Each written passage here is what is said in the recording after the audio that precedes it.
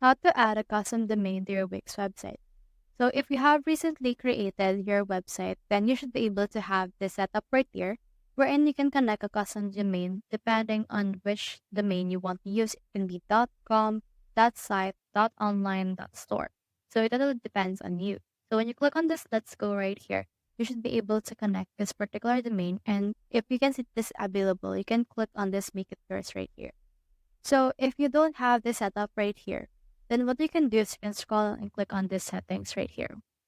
Once you have clicked on your settings, you should be able to see all the Wix settings. So head over and click on this website settings that you can see right here. Now in here you have your store name or site name. Now you can scroll down and you can see in here your site address. So as you can see right here, this is the free URL that Wix has given us.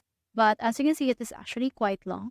So you can head over and connect your own branded domain by clicking on this. So take note that if you want to connect your custom domain, you need to be upgraded to the upgraded plan.